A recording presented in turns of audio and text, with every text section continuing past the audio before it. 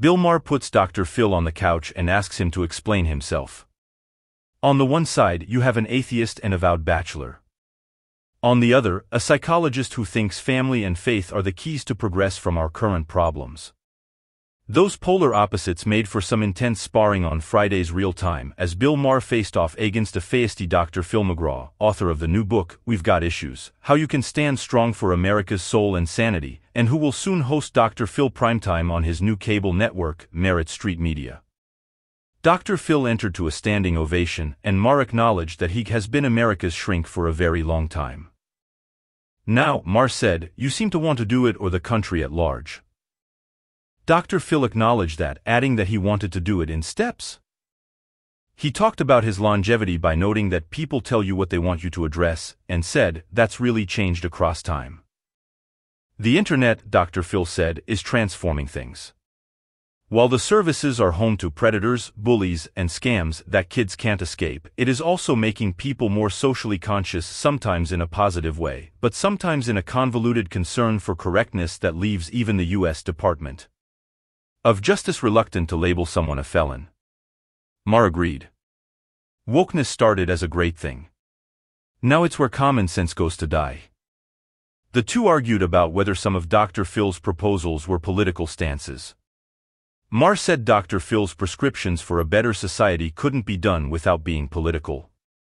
They particularly sparred when Dr. Phil claimed that the strength of any country is the family, and the family in America is under attack. He said that the government and teachers trying to co-parent children was a particular sore spot. When Maher argued that he wasn't a product of faith and family, Dr. Phil had a gotcha response, noting, you come from a family, so don't tell me you don't have a family. Maher countered that the country was moving in my direction, and offered that maybe that's also a part of the solution.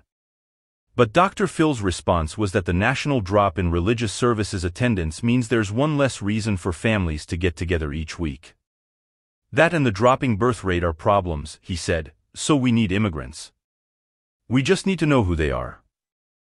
Maher brought up a topic from the book, which stated that we should let men be men. The argument there centered on definitions and how colleges are warping the notions of masculinity.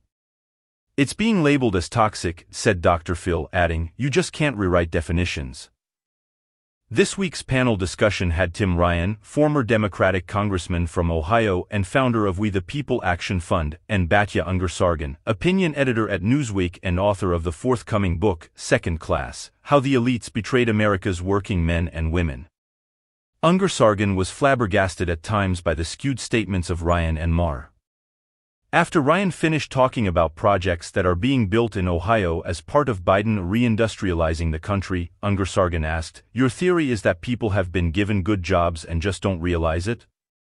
She then asked Maher if he believed the country is better off now than we were 4 years ago. Maher quipped, I don't know. I was wearing a mask. How are we worse? Ungar-Sargon then listed inflation, immigration, and high mortgage rates as symptoms of things getting worse. In his New Rules editorial, Maher said Biden needs to embrace his age as a strength. Take your ads off Twitter and put them on CBS, he said.